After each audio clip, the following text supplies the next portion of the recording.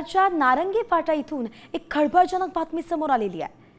Ramabai apartment नावाच्या 4 मजली इमारतीचा एक भाग कोसळलाय आणि यात अद्याप 3 जणांच्या मृत्यूची माहिती आहे।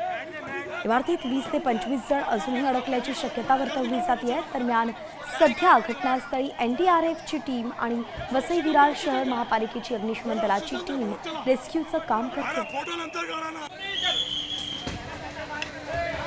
याच घटनास्थळावरून आढावा घेतलाय आमचे प्रतिनिधी मनोज तांबेंनी।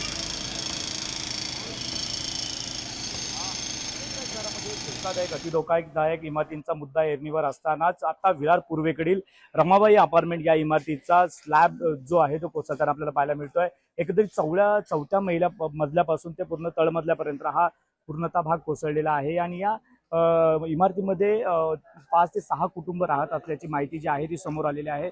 महत्त्वाची बाब म्हणजे हा पूर्ण चालीने दाटीवटीने बसलेला भाग आहे आणि या इमारतीचा भाग काही जो आहे तो या चालीवरती कोसळला आहे।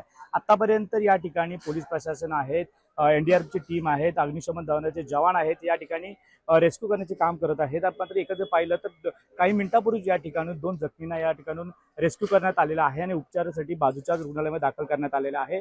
मात्र एनडीआरएफ टीम आणि अग्निशमन जवान यांचे शर्थीचे प्रयत्न सुरू आहेत। मग या दुर्घटनेमध्ये किती लोक जखमी आहेत, किती मृतांचा आकडा समोर येतोय हे तितकंच पाहणं महत्त्वाचं ठरणार आहे। मात्र आज सकाळपासूनच गणपती उत्सवाची धूम जी मोठ्या प्रमाणात सुरू होतो आणि आज संध्याकाळनंतर अशी दुर्घटना झाल्यामुळे काळाचा घाव या कुटुंबावरती पडलेला आहे। व्हिडिओ जर्नलिस्ट महेश गोलसे, मी मनोज तांबे, साम टीव्ही, विरार। आता isakal.com आहे देशातील नंबर 1 ची मराठी न्यूज वेबसाईट। प्रत्येक अपडेटसाठी isakal.com ला नक्की भेट द्या।